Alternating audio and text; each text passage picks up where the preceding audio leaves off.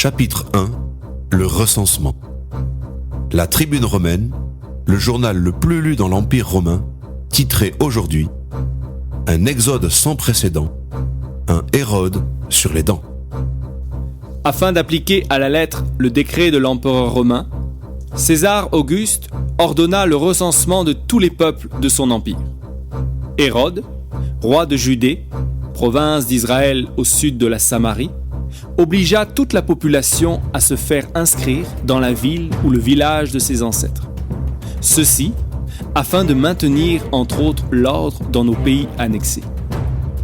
Les membres du Sénat à Rome ont approuvé une telle application qui va permettre aux services de recouvrement des impôts de mieux implanter géographiquement leurs bureaux de collecte des taxes. Pour cela, et dans le temps restreint qui leur a été imparti, nos soldats, accompagnés des spécialistes romains de la voirie, allaient employer de la main-d'œuvre locale pour préparer des voies d'accès rapides, aplanir les sentiers, écarter les pierres des chemins rocailleux.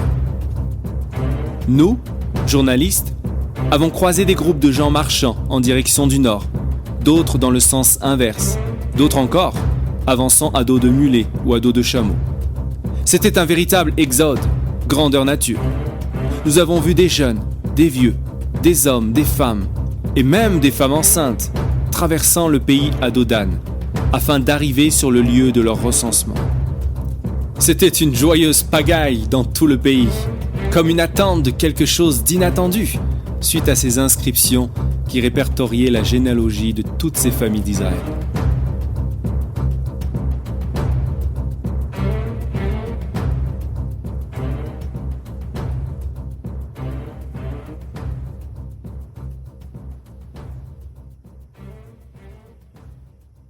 Chapitre 1. Le recensement. L'Observatoire de Jérusalem, célèbre quotidien du bassin méditerranéen, commentait dans son éditorial, dont sa une titrée fort à propos « Retour forcé chez nos aïeux ». Nous savons que ce recensement n'est pas anodin. Si les Romains se décarcassent pour nous identifier, nous et nos aïeux, cela présage d'une augmentation d'impôts d'une part et d'autre part d'une collecte de renseignements confidentiels relatifs à nos familles. Renseignements à la portée des services de police et dont l'exploitation malveillante peut avoir des effets pervers. De plus, cet édit devait être exécuté dans les plus brefs délais. Les cohortes de soldats, cruels et violents, allaient veiller à son application. Il est vrai que depuis le dénombrement établi par notre roi David, datant d'environ 1000 ans, et celui d'Esdras, pour la reconstruction du temple, nous n'avons établi aucun recensement national. Fort heureusement, nous sommes un peuple conservateur des traditions, gardien de la loi.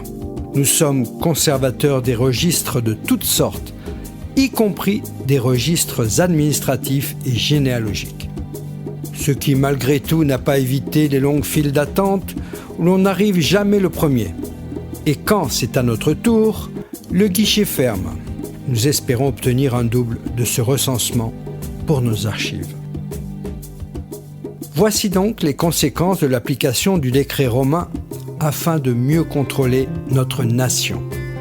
Un chassé-croisé dans tout le pays, du nord au sud et d'est en ouest. La traversée de terres arides, chaotiques, désertiques, poussiéreuses, sinueuses et montagneuses. Mais ce retour forcé chez nos aïeux n'a pas eu que des effets négatifs, car il a permis à certains de retrouver des membres de leur famille perdus de vue depuis de longues années. Il a donné l'occasion à des voisins de s'apercevoir qu'ils étaient des descendants d'une même famille, de nouer des liens d'amitié avec les compagnons de voyage dont les ancêtres avaient vécu dans les mêmes villages. Que de retrouvailles, de pleurs, de joie et de bonheur. Nous avons également pu bénéficier de routes et de chemins nettoyés et aplanis.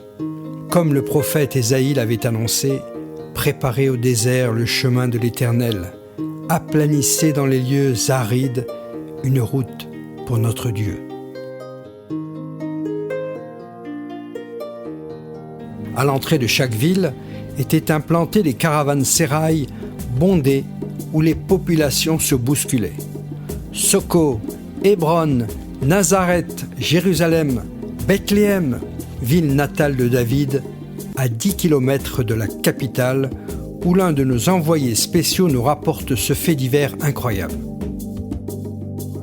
Un couple de Nazareth, dont la femme Marie était enceinte, a attiré notre attention.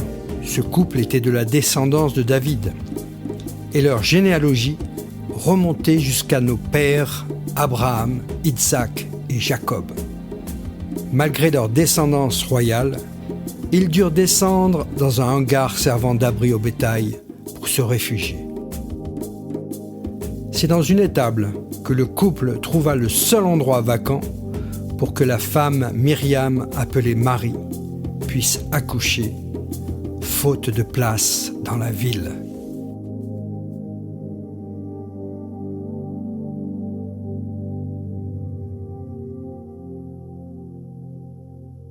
Chapitre 1. Le recensement. L'étoile du matin. Titre. Le plan de Dieu. De quelle manière Dieu allait-il s'y prendre pour établir la généalogie du futur Messie, de la descendance directe d'Abraham et de David? Le plan de Dieu sera le recensement. Dieu a placé dans le canevas de son plan de salut parfait des païens, les Romains. Ceux-ci devaient être les instigateurs, malgré eux, des circonstances précises de la naissance du Messie. Dieu en a également fixé le temps, précis, dans l'histoire du peuple juif afin d'accomplir et de confirmer les prophéties de ses porte-paroles temporelles. Ce recensement allait obliger Joseph, de la lignée de David, à sortir de sa ville de Nazareth avec Marie, enceinte, pour s'inscrire à Bethléem, lieu de ses ancêtres, qui sera le lieu de naissance d'un enfant, prophétisé environ 600 à 750 ans auparavant. Nazareth est prophétisé dans l'Écriture par Ésaïe qui dit « Un rameau sortira du tronc d'Israël, un rejeton naîtra de ses racines. » Le mot rejeton, en hébreu, se dit « netzer ». D'où est sorti Nazareth, c'est pourquoi la presse officielle nous révèle « Jésus demeurait dans une ville appelée Nazareth, afin que s'accomplisse ce qui avait été dit par les prophètes. Il sera appelé Nazaréen. » En fait, on ne peut rêver d'une aussi belle famille, généalogique, celle de Jésus, qui remonte aux temps anciens. Dieu a créé le couple Adam et Ève. D'eux est sorti, beaucoup plus tard, Noé, le premier homme, qui fut sauvé des eaux, puisque Dieu lui demanda de construire un immense bateau en pleine campagne, devenant la risée de ses voisins. En effet, il n'avait encore jamais plu sur terre. Le déluge survint subitement et seulement. Noé et sa famille survécurent ainsi que les animaux qui étaient dans cette arche. Dans l'histoire de cette lignée royale apparaît Abraham, alors âgé de 99 ans, lorsqu'il reçoit la promesse de Dieu qu'il sera le père d'une grande multitude. Rien en apparence ne laisse supposer que cette parole pourra se réaliser. Sa femme Sarah est stérile et très âgée puisqu'elle a 90 ans. Bref, le miracle se réalise. Ils engendrent Isaac, père de Jacob, etc. Quelques générations plus tard, David, le dernier d'une fratrie de 8 enfants, est promu à un destin glorieux puisqu'il deviendra roi. Il vivait à Bethléem. 14 générations plus tard, Jésus naissait dans la même ville. Jésus est le fruit de cet arbre généalogique, retraçant l'histoire mouvementée du peuple juif. Dans l'ombre des choses à venir, depuis la chute d'Adam et Ève, se préparait une naissance qui allait remettre en question les ténèbres spirituelles qui recouvraient le pays d'Israël. Si Dieu a inspiré des prophètes tels que Ésaïe, Zacharie, Michée, pour décrire pas à pas la venue du Messie, en revanche, il s'est gardé un secret non révélé afin d'accomplir les prophéties dans le timing implacable qu'il s'est fixé, le recensement, qui allait devenir le déclencheur du processus de la réconciliation avec son peuple. La carte d'identité du Messie s'inscrivait au fur et à mesure des jours qui passaient.